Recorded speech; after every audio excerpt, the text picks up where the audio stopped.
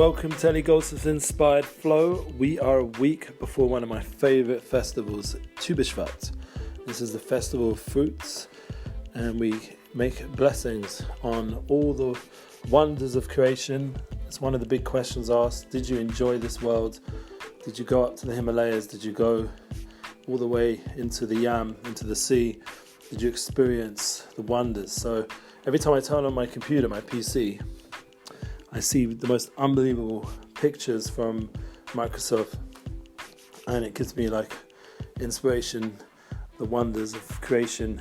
And growing up, I was a big fan of David Attenborough. I don't know if anybody remembers him, but he was one of the big wildlife reporters and took the most unbelievable photography and video work on, like, for example, you have the different birds and the hummingbird when it would feed from a flower and with the pollen. It was just the most beautiful image. You know, these kind of things were very inspirational, the wonders of creation for me when I was going on my journey as a teenager, and I watched the sunrise, sunset and the world come to life on the beach fronts of England and other wondrous places, and came to Israel on tour and different times and different moments, and felt the awe of the world in the sky when you're flying from place to place in the heavens, and you see these unbelievable sceneries of wondrous colours and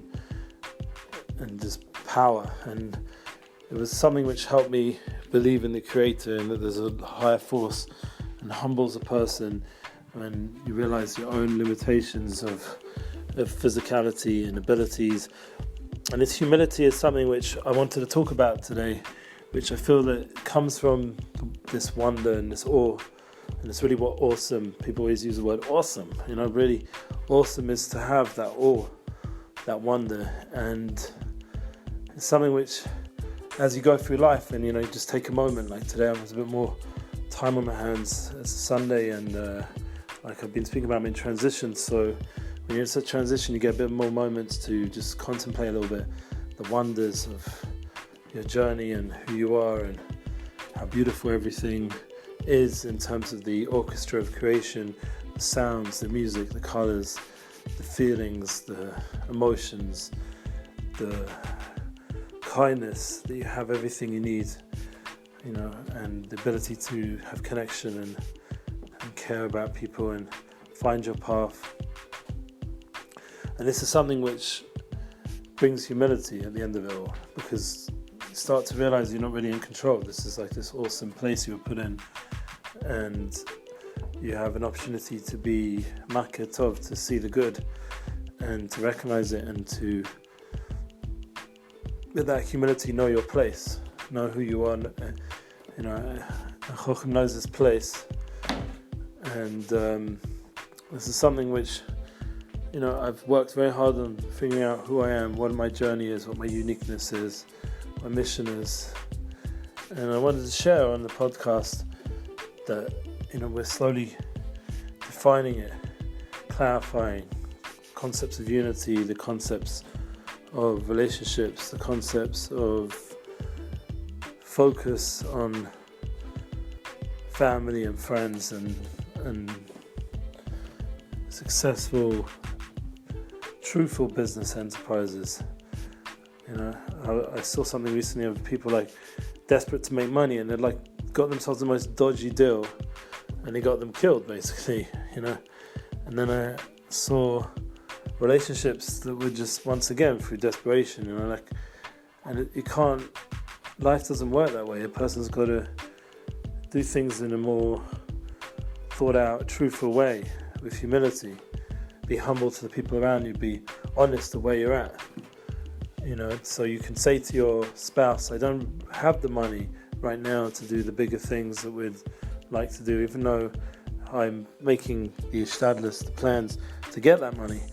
But I don't have it right now. So, you know, I'm sorry I'm not this big provider, like driving around in my nice fancy car with my big business and my big homes and all that kind of stuff. I'm where I'm at, and I'm growing, and I'm trying, and I'm building, and I'm thinking and working through and talking and networking and emailing and doing the ishtadlus that we do nowadays the efforts to get that success, but it has to come with amunah, with that humility, with that faith, with that truth, and that will give a long-lasting experience and won't put us into places of investments that aren't true, and businesses that aren't true, and thoughts and jealousies that aren't true, because everyone's where they're supposed to be. Everyone's living is decided and decreed upon, and it's a matter of just bringing it out in the most positive way, with the most positive emotional experiences, and going through the process. And something which,